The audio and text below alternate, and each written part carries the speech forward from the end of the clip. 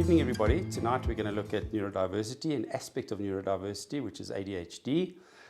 Just hearing the word ADHD or hearing the letters strikes fear in everyone. But tonight we're going to look at ways of coping better with ADHD. If you have a child who has ADHD, how to cope better. The topic of our talk tonight is a toolkit, and we're going to end off with exactly that. A toolkit to help you to cope with a child who may have neurodiversity. We're going to start off with a video. And this little video has animated characters, and I'm sure you'll see some of the aspects of yourself or your child who may have ADHD. Let's have a look at the video. It's really, really cute, and then we'll look at some definitions after that. Hi, we all have ADHD, and we're going to tell you a bit about it. ADHD stands for Attention Deficit Hyperactivity Disorder. Did you know that anyone can have ADHD, even adults? About 1 in 20 children have ADHD, which is more than 1 in every class. Someone in your family may even have it too. If you have ADHD, you might feel like you have a lot more energy than others, find it hard to pay attention, get distracted easily, find it hard to sit still, or not shout out or interrupt others.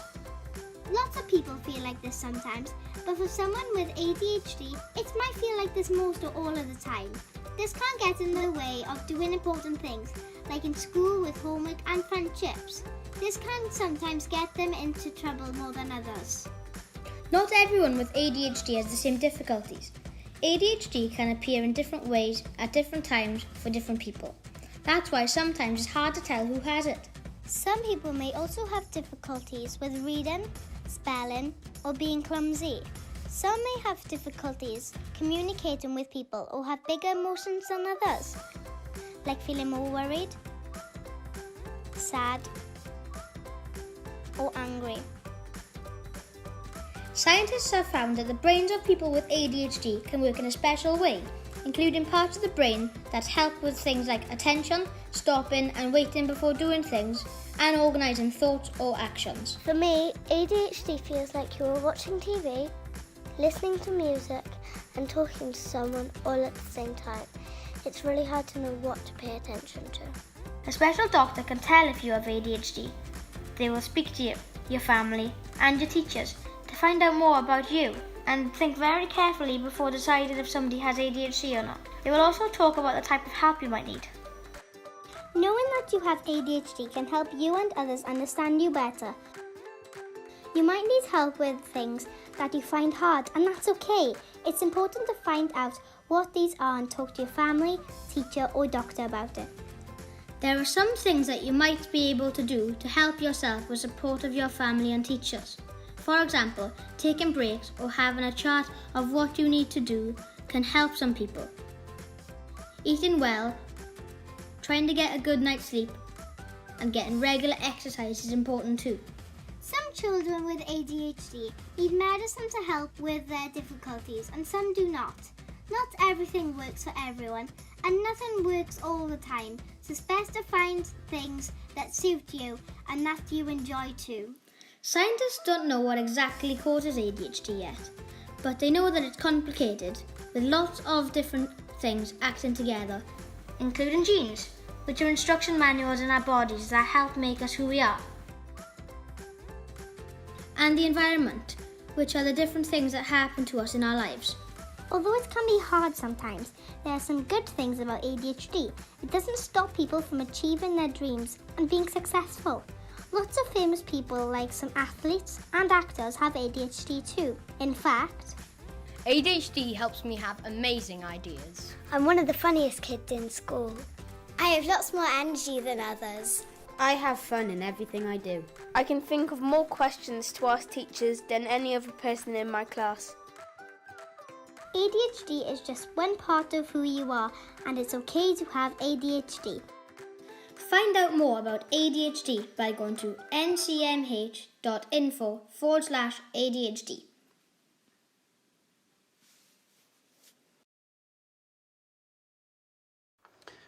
Right, so that little video is really cute, but let's have a look at the serious aspects of ADHD. So the first part is, someone says to you, your child has ADHD or your child needs Ritalin. Straight away, a person fears what that means.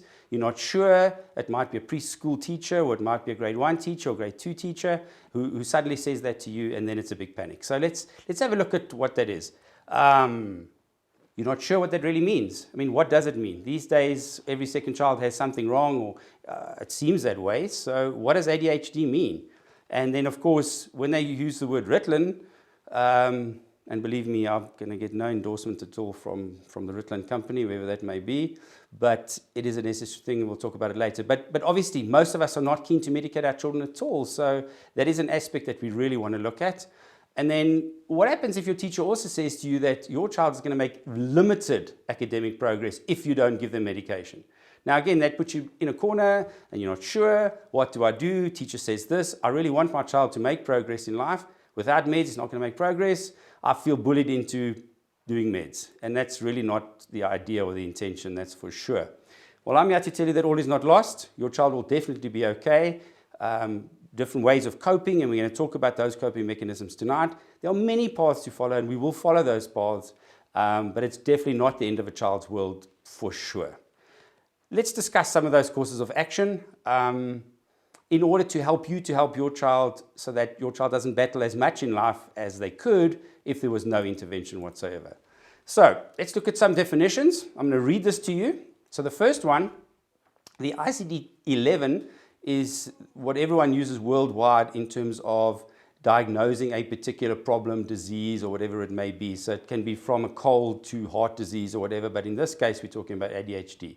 So I'm going to read to you what it says. So in 2018, the new ICD-11 codes were published, and every doctor, and every time you go to a doctor, you don't realize, but the doctor has to put a code in terms of a diagnosis if you go and see the doctor on that particular day. So ICD-11 is the current one.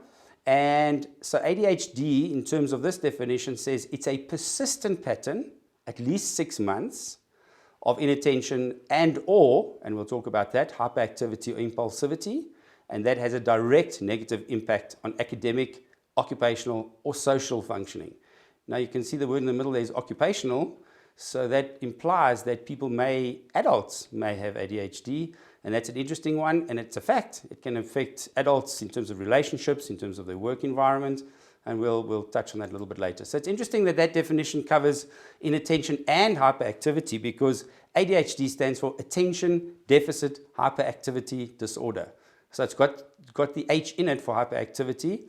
Often people will refer to ADD, which is just Attention Deficit Disorder without hyperactivity. I think most of us understand hyperactivity has a lot to do with the activity levels of the child, which may be that the child cannot sit still for longer than 30 seconds, cannot focus, but that's another situation which we'll look at, but very much about the activity of the child. So that's where the H of hyperactivity comes in, and hyper means a lot, major amount. You also get something in ADHD, which is hypoactivity, which means the child is actually quieter, more like, and you would probably describe it as daydreaming. So the child is very, very quiet, not hyperactive, not busy, in fact, less active than an average child. So maybe that's where that comes in and people use ADD. ADD is something of an old terminology. And these days we use ADHD, and we would just describe it as ADHD without high levels of hyperactivity. So let's have a look at this. So often the ICD-10, I'm going to read for you further, ICD-10 and then the ICD-11, which is the current one, further states that the onset of these symptoms occurs normally before 12 years of age and will probably manifest itself definitely by early to mid-childhood. So the degree, and we talk about a spectrum where it can be on the left-hand side of the spectrum, which is a smaller amount, or the right-hand side, which will be a larger amount of these particular problems. So the degree of the inattention or hyperactivity or impulsivity is outside the normal limits of variation. So in other words, an average person would be, let's say, hyperactive or inattentive at times, but in this case, it's about a child where it will impact on their learning skills, and it will be outside of the norm for an average child. All right, so ADHD can present as many things, but what we'd like to have a look at, and you'll see from the slides, one of the situations is predominantly inattentive. So some of these symptoms, general hyperactivity symptoms, may also be present, but not clinically significant in relation to inattentive symptoms. And then some children are predominantly hyperactive, and sometimes a combination of inattention and hyperactivity. One of the interesting things is that over the years, and I've worked with children and been in private practice for many years, over 20-something years, and often people will say to me, but my child is bright, how can he have ADD? Is there not a correlation between ADD, ADHD, and possibly intelligence?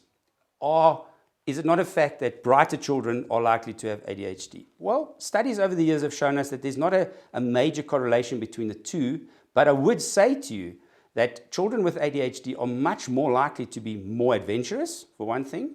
They're more likely to take chances, and I guess that's a bad example because do we want our children to be taking chances all the time? But they are much more likely to do that, and they are much more likely to be entrepreneurs in life. So they are willing to risk things, take chances, do things, whereas most of us are much more comfortable with an environment that is predictable. We understand it, we know it, whereas a child or a person with ADD or ADHD is likely to take chances and be an entrepreneur. Well, if I lose my first million, I'm going to gain another million, that sort of approach, I think, to life. And not just to do with money, but in all aspects of life. They're also much more likely to think out of the box. So an ADHD child is much more likely to have another solution to a problem, not the standard solution. So these are all positive aspects of ADHD, and I think often we lose sight of the fact that there are positive aspects. We tend to always only think of the negative aspects of ADHD, and we must realize that our children have this ability, and other children don't have this ability. They are almost incapable of thinking out of the box. They like a structure, and I'm not sure where I fit in, but I like a structure. I like to know, I like predictability. So these children often don't need that predictability. They are able to function very well outside of predictable areas in their lives. So it is interesting. Mentioned earlier, we spoke about adults and possibly the idea of the occupational side of things.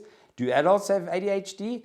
Well, I think it's a lifelong situation. So it may be diagnosed at a young age, and a child may need medication or other aspects to help the child to cope, and we'll talk about some of those. But it is not a thing that is probably ever going to go away.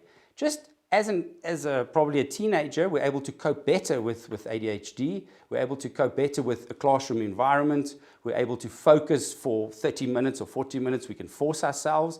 A little person of 7 or 8 or 6 years of age is pretty much unable to do that by themselves. And so we help them with organizational things. We help them with medication sometimes to cope. But an adult will still have ADD or ADHD. And what does an adult do? I think most adults don't realize that they've worked around it. They've chosen a specific career or work environment where they have more capability of being able to be outside of an office. They will choose jobs where they have freedom of movement. And they don't realize it, but they do it. So they're much more likely to be successful in those kinds of jobs rather than a very structured, rigid environment. Those adults will probably choose jobs. So it's almost like you are manipulating the situation without realizing that you can, and you do. You choose an environment to work which works better for you, and you will be more successful in such an environment. So yes, as adults, we may be ADD or ADHD, but we are able to cope a lot better than children at school.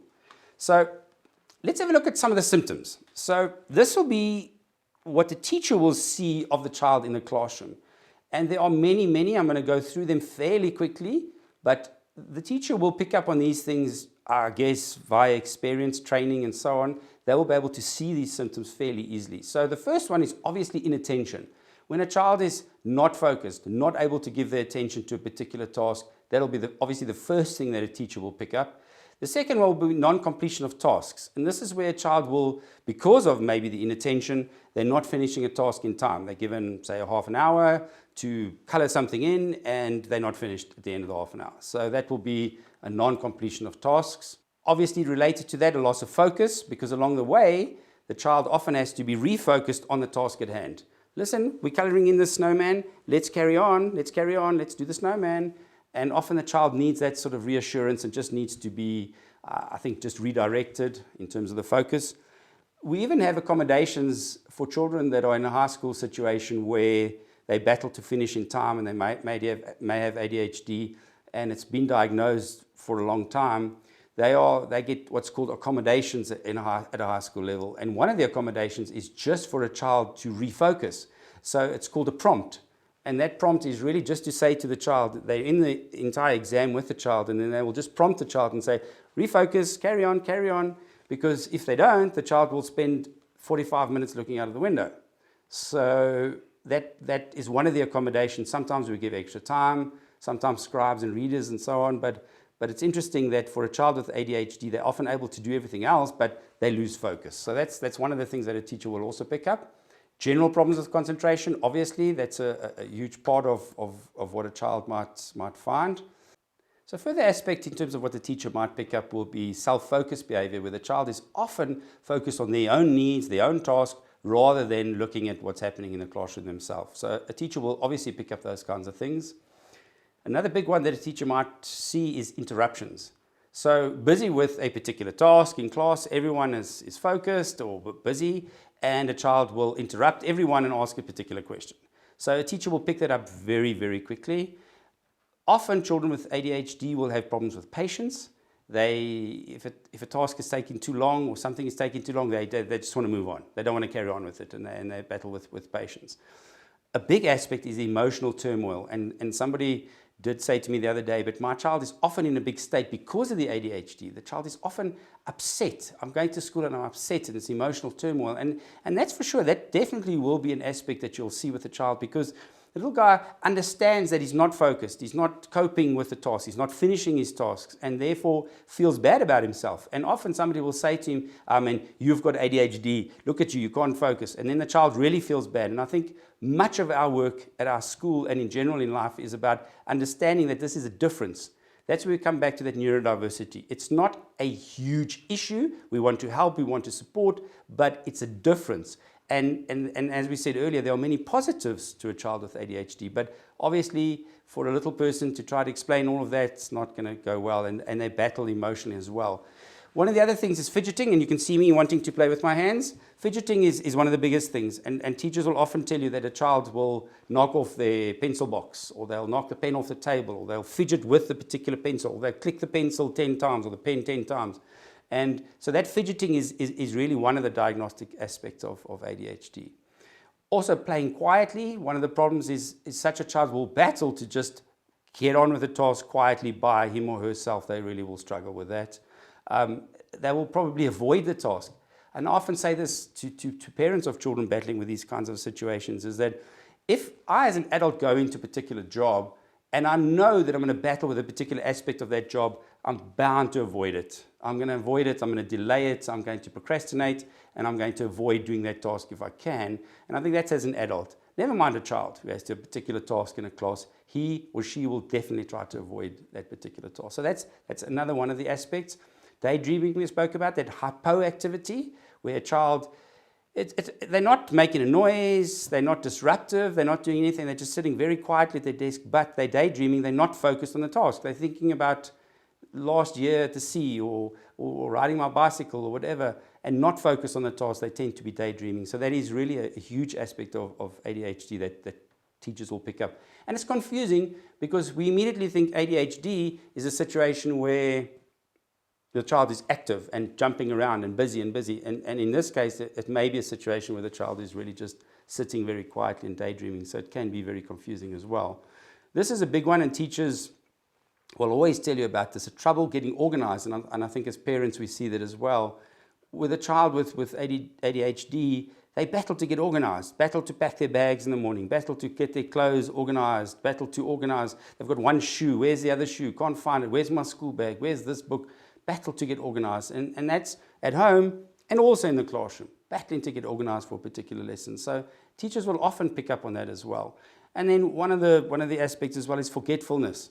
And this is one of the things that at our school we come to terms with ultimately, because children will lose their jerseys or their caps or their hats or whatever it is. And big boy, where did you have it last? I can't remember. And that forgetfulness in terms of throughout, whether it's school-related issues or clothing or things, it'll often be there, that forgetfulness and losing of items.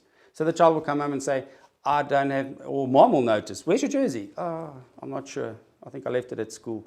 And so that forgetfulness is really a big part of what we see. So your child may not have all of those particular things. I mean, we're talking about 1, 2, 3, 4, 5, 6, 7, 8, 9, a lot of possible symptoms. And normally we say if a child has many of the symptoms, then a diagnosis of ADHD is possible. And remember, it's not a thumb suck. It is very much about making a specific diagnosis based on the possible symptoms. And we'll talk about how to do that in a minute. So what do we find at home? This is another part of it. Do we see some of these symptoms at home? Do we even notice that our child may have ADHD or anything like that? And I think, again, I'll often get parents saying to me, the teacher tells me my child can't concentrate, but my child can play a particular game for 2 hours non-stop. In fact, so much so that he won't even go to the toilet because he wants to carry on with the game. Well, that is very different, isn't it? Because the child has chosen to be a gamer or to play that particular game. The child has chosen to do that because it's fun. And I often say to parents, there are no real consequences. If I'm playing a particular game and somebody scores a goal against me, I'll start again. Or if I'm in a particular shooting type game, which all the children seem to love, and I get shot, well, it's fine, I've got another life, I'll carry on.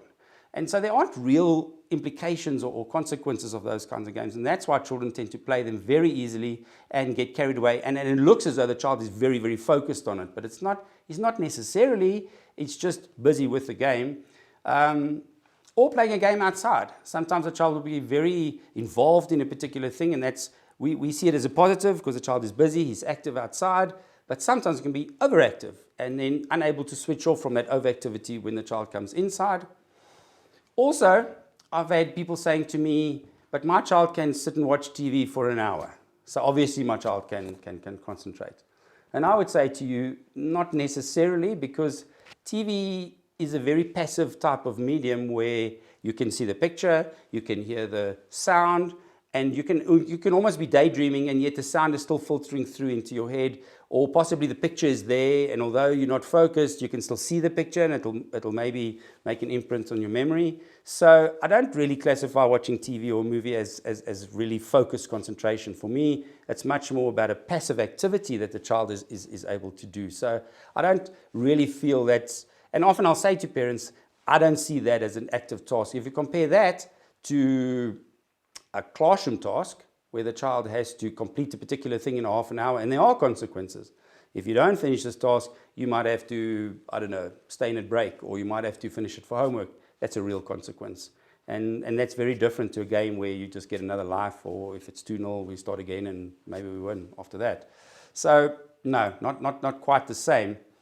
The time that you might, as a parent, observe ADHD in your child is much more when the child has a particular task to complete.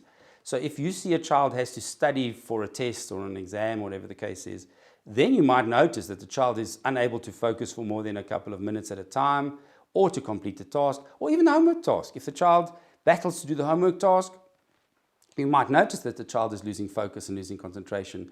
That's where we'll see it, not really in some of the other areas. People also say to me, was there anything positive about the lockdown or COVID-19 or the effect it's had on all of us? And obviously, the effect has been devastating across the world in terms of losing loved ones, losing people around us. There's no question it's had a devastating effect on everyone. But if there was anything positive, I would say it was when we had that, I think they called it a hard lockdown in March and April last year, where we as parents were obliged to be at home with our children all day, every day, inside our houses. And if we were lucky enough, our children were also online with their studies or their work. And that's where we were able to see. And afterwards, I had many parents coming to say to me, but I understand a little better what the teacher was saying about concentration, because my child couldn't even finish the lesson, couldn't do 15 minutes, couldn't do 10 minutes. Even though I was standing right next to my child, we still couldn't do it. And I think for a lot of parents, we got more insight in terms of our children's approaches to study or work in general. And we might have been able to see this idea of ADHD or battling to concentrate. I know for a fact many parents came to me afterwards and said they were able to see that in action. Even though teachers had told them before, look, your child has certain diagnostic features of ADHD, I think as all parents, we're not keen to hear that, but we were able to see it, and then it was very different. So if there was anything positive from COVID-19 or a hard lockdown, maybe that was one. I was able to actually observe my own child. My child was in matric last year, terrible year, 2020 to be in matric, but he was battling with this whole idea, but he loved the idea of being online, and then he could postpone a task. So the teacher will say, right, I need you to hand this particular task in, and I need it done by a particular date. Or he loved that idea because it meant he could postpone the task until next week or Friday or Saturday, and it really suited him very well. But I'm not entirely sure if he actually did finish those tasks in time. For my child, we talk about now, and I like to use the word right now rather than just now or whatever, or now. So yeah, not sure, but it was, I think, a very positive aspect for me to be able to see my child in action and battling to focus and complete tasks while the teacher was doing the lesson live, postponed for later. It was a much easier way, and I think I was quite glad to be able to see that, even though teachers had told me my child battles with concentration and otherwise. So let's look at medication. I'm sure nobody wants to look at medication, but let's look at what that means. Which meds should we use? What are the side effects? How will it affect my child? What are the problems with medication? So there are lots of areas which are grey areas, which are difficult areas for us as parents. And so I would like to chat about some of the side effects that medications may have. So it's a spectrum. So you'll get a situation where the pamphlet that you get with the medication says to you, there may be the following side effects. And if you're a parent and you care about the meds, you look through that little pamphlet and you see all the different meds, all the different side effects of that particular med. And then it's very scary because I think the companies that supply the medication are obliged to put every single possible side effect into that little pamphlet. But even so, we still find children react differently to medications. So we'll have it on a spectrum where there will be absolutely no side effects and the child will take whatever medication it may be, and no side effects. And the child is working much better and focused and concentrating in class and everything is beautiful and there are no side effects. Or we get the other side where parents will often say, but my child is not my child. My child's personality has changed. My child is different. I don't like this medication. It's changing my child. And that is a fact. You know your child better than anyone, and you're able to see those changes in your child. And then you have to weigh up whether or not the medication changing your child's personality is worth it in terms of the classroom situation. And we're going to talk about, aspects related to that. So let's have a look. Should we use, and people often saying to me, and I'm going to use the brand name terms because I think we're all familiar with them. So if we say, should we use Ritalin, should we use Concerta, should we use generics? Obviously, I'm a fan of generics. They 1/10 of the price, and normally they work just the same as anything else. I'm always a fan of those. But Ritalin or Concerta, I think, are the well-known names. And those are, again, if you do some kind of Google research, you'll see that they are stimulants. So should we be giving our children stimulants? And how does it work? If the child is not focusing and concentrating, should we be stimulating the child? And I think it's worth having a look at whether it's Google research or otherwise, having a look at the effects. But there's no doubt, Ritalin and Concerta are very similar, different dosages in the body, but they are both stimulants. And so we need to be aware of that at least. It might still be necessary, but we need to be aware of that. Then, should we use long-acting medications? Or some people call it slow release. It's slightly different. But so long-acting means we give it in the morning and it lasts 8 hours instead of an average 4 hours. And for some people, that's much better. And even for schools, that's much better because we tend to see that after 4 hours, and now we're talking about Ritalin or generics or otherwise, they tend to last 4 hours in the body, and it's almost an immediate positive effect. And then when it wears off, it's immediate negative effect. So we like the idea of a long-acting situation, so the teacher doesn't have to give, or the administrator doesn't have to give another tablet at, say, 11 o'clock in the morning. If it's long-acting, it can last a full 8 hours. People, the people doing these kinds of medications explained to me once that it has a re-spike. So it lasts for 4 hours in the system, then re-spikes after 4 hours for the next 4 hours. So although it might be a 20 milligram long-acting, it's actually 10 plus 10. It's not really 20. It's more like 10 plus 10.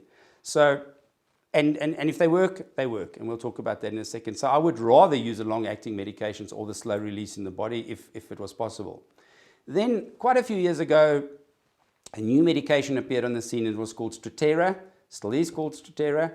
And people loved it because it had a kind of a different effect on the brain. It's not a stimulant, and it seemed to be a very positive thing. Of course, people talk about swings and roundabouts. It's difficult because with Strattera, it's a 24/7 medication, which means you have to take it every single day, 7 days a week, 365 days a year. Whereas with some of the others, Ritalin and Concerta, you take them really only for a day when you need to focus, and then it's not in the system after that. So you would maybe use it a Monday to a Friday and not a Saturday or Sunday, and you probably wouldn't use them in holiday times.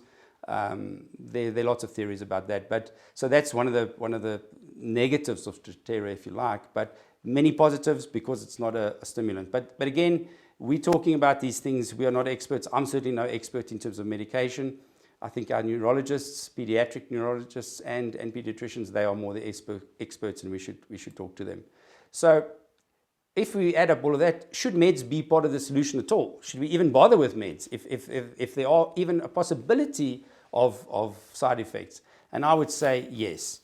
My advice is always to if a pediatric neurologist, and I say pediatric because neurologists, I'm not sure if we all know what that means, but a neurologist is a person who's working probably with nerve functioning in the body, brain functioning most of the time.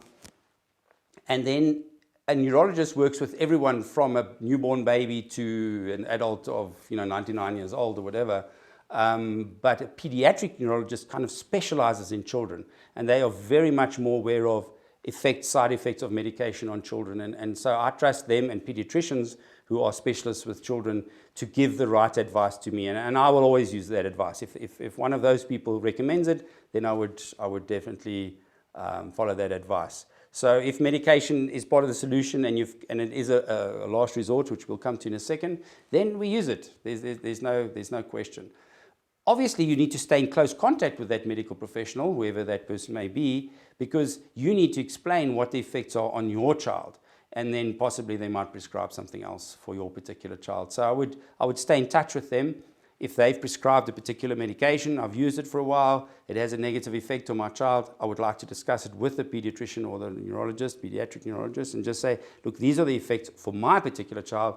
Is there not something else? Is there not another dosage or another medication? I would stay in very close contact with those medical professionals. It is a last resort, and I've got a few children, and for me, when one of my children over the years would develop a cough, I would often say to them, let's cough a little bit longer before we go for meds. Let's just see, maybe the cough will go away.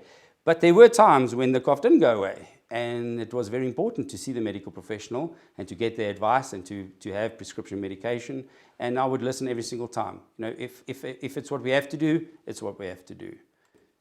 Okay, so let's try and sum up, and let's look at what the title of the evening's talk was about, was the parent toolkit. What can I do as a parent to assist my child? Yes, we're talking about school, but what can I do as a parent? If somebody just says to me, your child has ADHD, then what do I do? Besides panic. Of course we're going to panic, but what do we do? So let's have a look at the toolkit. So the first thing will be an assessment. I don't believe in somebody just telling me a situation. I need a proper formal assessment to be able to tell me that this is a situation with your child, these are the problems, this is what we need to do. So the assessment for me is vital. So I'm very much a fan of maybe an educational psychologist pointing out that these are the problems with concentration, etc., etc. But ultimately, if we're talking about a full assessment, then I need a pediatric neurologist to be involved at some point and to also make such a diagnosis, or maybe a pediatrician, depending on your world and your situation. I also like the teacher to be involved. So I love these questionnaires. I know the teachers don't love them so much, but these questionnaires are very good because it's every aspect of a child's concentration, and it is something of an objective. Does the child concentrate in a particular task? What about this? What about this? And most of these things are, I want to say 50 questions, but it's probably more. But for me, that is quite an objective assessment of a child's concentration. And I love that assessment, and I love the teacher to give that input to say, this is what we're experiencing in class. So there's that. And then I also like the questionnaires where the parent's input is important. So the parent needs to be able to say, this is what I found with my child, ... this. And then a combination of all of those things, plus, probably an assessment by an educational psychologist and a pediatric neurologist. I think those are important. And then, if somebody tells me your child has ADD or ADHD, I'm going to believe it, because those are real professionals. They know what they're doing. They have no vested interest. They are going to tell you the truth about your child. And I think we need to first get that assessment, then we will probably believe what the people say. The second part is we as parents need to understand that it is a neurological condition, because we often find people in general will say, that child is just naughty, give him a hell of a hiding, hell's a pox law, he's going to be fine, and it's not the case. This is a neurological condition where the child will always struggle. You can give the child a hiding every single day and there will be no improvement. So I would never recommend or advise a hiding for a child. People often say, but when I was at school, I got 6 of the best and I behaved and I was fine. Well, probably you didn't probably have ADHD. You were probably just a bit naughty maybe. I'm not sure, but I don't think that's the way to approach this kind of a situation. Let us see it for what it is. It is a neurological condition. So I think if we understand that as parents, it helps us. We also do need to create structure and boundaries at home, because if we say to a child, no problem, you can lie on the floor, or you can lie on your bed and you can do your work and so on, with no structure, no boundaries, and don't worry, you've got today and tomorrow, and we'll see, that's not going to help your child. Your child will still need some kind of structure or boundaries. So if we say to a child, look, I know that you battle to focus and concentrate. Let us do 10 minutes. I just want you to sit at your desk for 10 minutes. You do 10 minutes work for me. You come and show me what you've done. Then we can do something else. It might not be 10. It might be 5. It might be 15. But you'll know for your own particular child what is appropriate. But they can't be lying on their bed doing their work. They can't be lying on the ground doing something. It's just not, there's no structure then. And the child will, all of us as adults, if we can lounge around, we will. So let's not do that. Let's provide the structure we can, and also the home environment. So if you expect your child to focus and concentrate, but the TV is loud or music is loud, whatever the case is, wherever the child is working, that's not the right environment, particularly for an ADHD child. So I would really say to you, please make sure that you set those boundaries in place.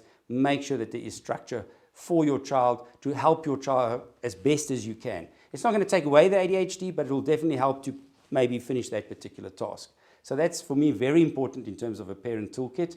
Then, if it is possible, the correct placement of a child, very important in terms of a school. If a child with ADHD is placed in a class of 45 children, there's a much greater likelihood of that child battling to finish tasks, battling to do their work every day. So I would say to you that that's not the answer. If you are able to put your child into an environment where there's a smaller class size, where there are 10 or 12 or 14 or 15 children as opposed to 45, that surely is better than anything else. That will help your child, because the teacher will be able to focus a lot better on that particular child. And one of the parts is also that the teacher needs to be pretty understanding of these things. The teacher needs to know what ADHD is and how to work with such a child. To become irritated with the child every day and fight with the child every day is really not going to help a child with ADHD. It certainly long term will have negative effects. So if it is possible to find the correct school placement, then let's do that. If it's not, then we have to use many of the other aspects of the parent toolkit. Then number 5 of the parent toolkit will relate to your relationship with your child's teacher and the medical professionals and the therapists.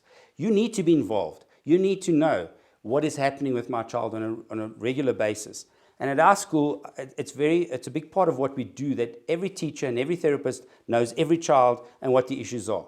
Some people worry about that. They say, oh, well, this teacher knows my child's problems. Well, in our school, we want to know what's going on so that we can help. That's the key to everything. That close liaison is very, very important for the child's progress, whether academically or socially. Very, very, very important. So as a parent, part of the toolkit, close liaison with the child's teacher. Even if it is a much larger class, stay involved.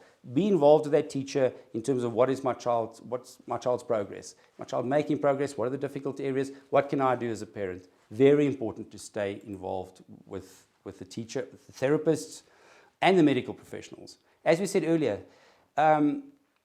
you should have some kind of contact with, whether it's a pediatrician or the neurologist. You should have contact, whether it's email contact, ask questions. I believe that that's a very important aspect of it, just that close liaison with all the people involved with your child.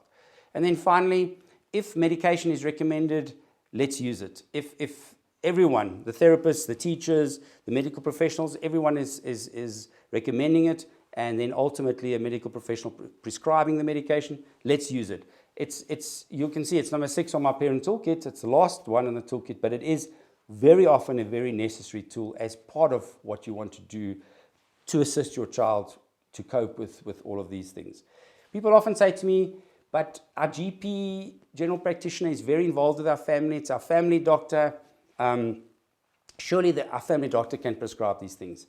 And I would say to you, to a certain extent, definitely, but longer term, when we're looking at specific dosages or specific medications, it might be better to consult a professional, pediatric professional, a person who specializes in just children every single day. That might be the better option. And sometimes our medical aides, I think, force us to do that.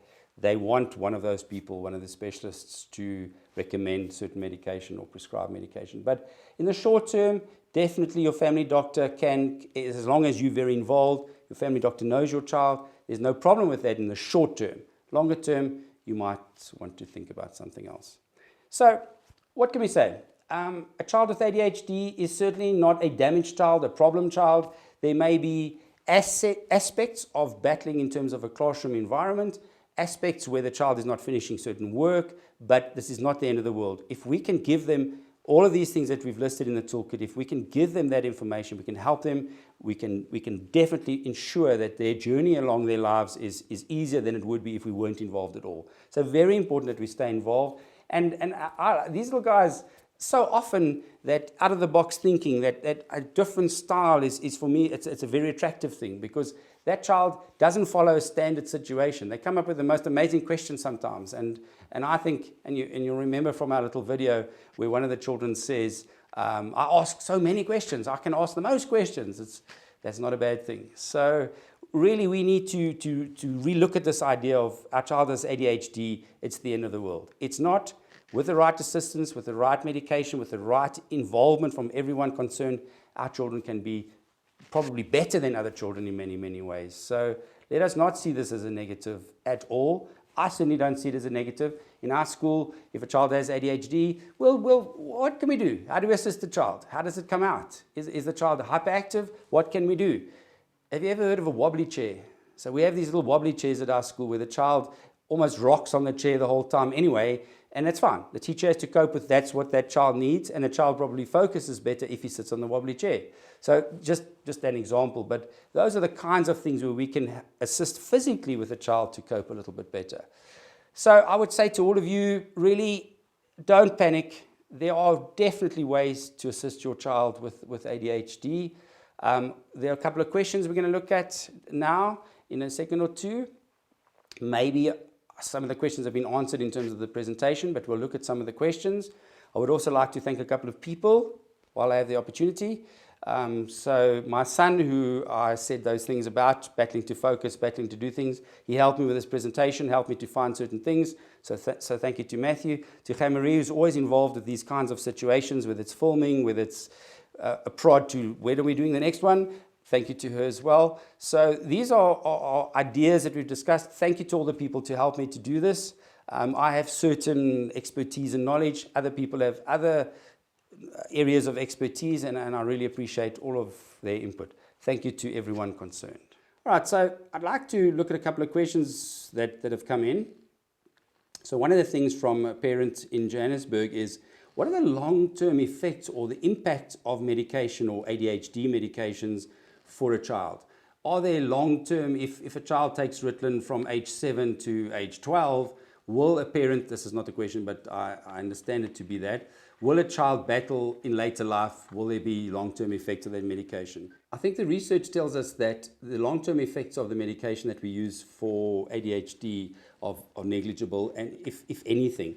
So mostly your Ritalins and your Concertas are in the body only for that time. And this has been a real focus of research where that medication is in your body for 4 hours or 8 hours, and you can have a blood test afterwards. There is no sign or trace of that medication in your body whatsoever. So that does answer that question, I think, to a certain extent. When we use Strattera, it is more of a situation where it has a so-called half-life in the body and it has to be in the body continuously. That's why we say we have to take it every day. But there's no problem with stopping that medication the very next day and never taking it again. There won't be any huge side effects of that, and certainly no long-term effects whatsoever. So I hope that answers the parent's question in terms of that. Let's look at another question that has come through. So this is from a parent in Pretoria. Is ADHD genetic? And this is an interesting one because I so often am working with parents and they'll say to me, but dad or mom or one of us is ADHD, and now our child has it, and sometimes there's a sense of guilt even, but it's not about guilt. But the answer to the question is it genetic?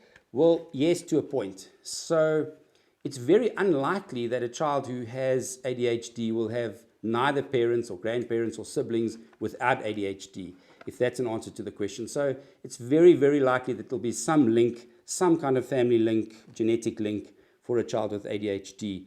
However, every child is different, and the symptoms that you might have had if you're a dad and you've had ADHD or still have ADHD, the symptoms that you might have experienced may be very, very different to the symptoms that your child experiences. So although the idea is that it's genetic, the symptoms would probably be very different.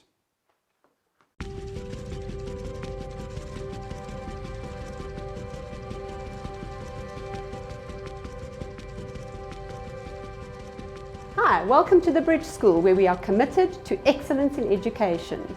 So the Bridge School for Assisted Learning is a school for bright children, children who may have barriers to learning, such as anxiety, concentration problems, maybe even dyslexia, motor problems, perceptual problems, all those kinds of barriers. So we at the Bridge School want to assist your child to overcome those barriers. So we have specialized staff on board, we have therapists, we have occupational therapists, speech therapists, physiotherapists, all the therapists you may require. I came to the Bridge because sometimes I struggled a little bit with school, and it's helped so much coming to the Bridge. It's worked so much more. Here at the Bridge, we offer specialized classroom environments to suit your child's needs. We have smaller classrooms than you would in a mainstream school. In my old school, there were too much of classmates because there are 30 classmates, because I keep on getting distracted. We look at specific learner profiles for your child.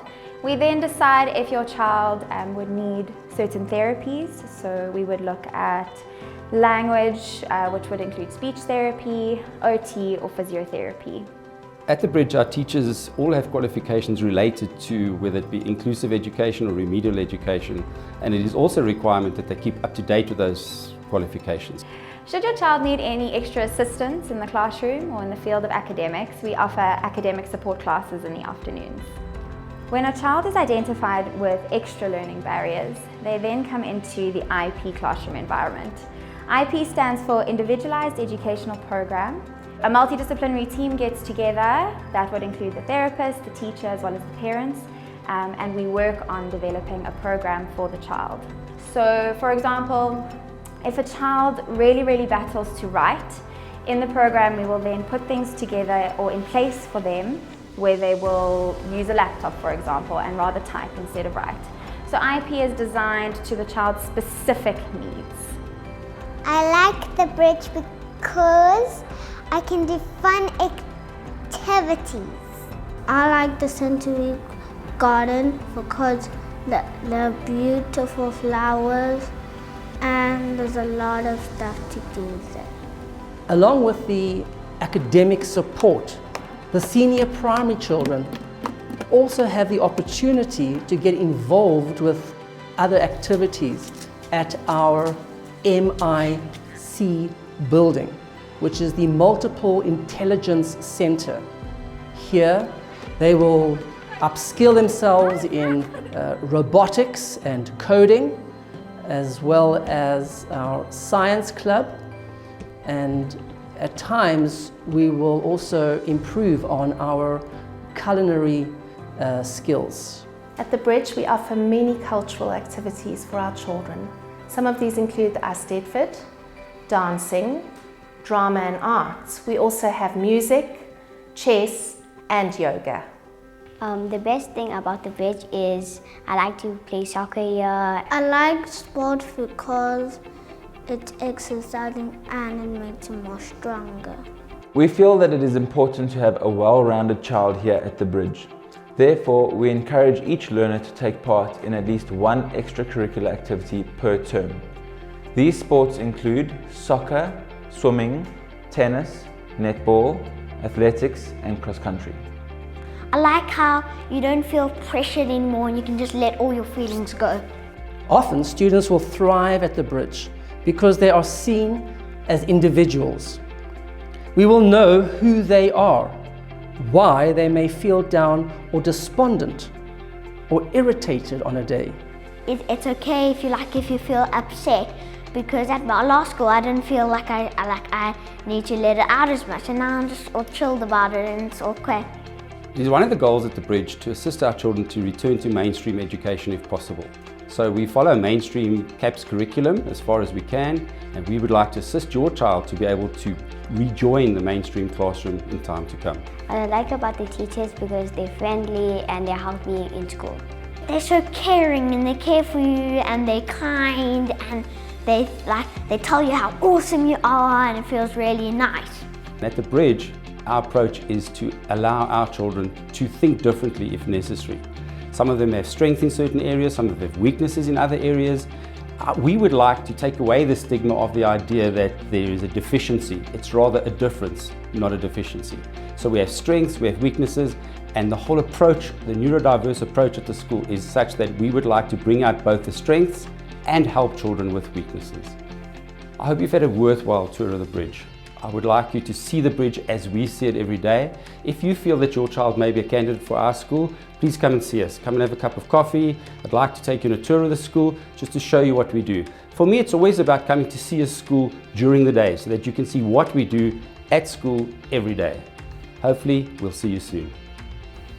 When I wake up in the morning, I feel happy because I get to play and do maths and do art and play with my friends and get smarter.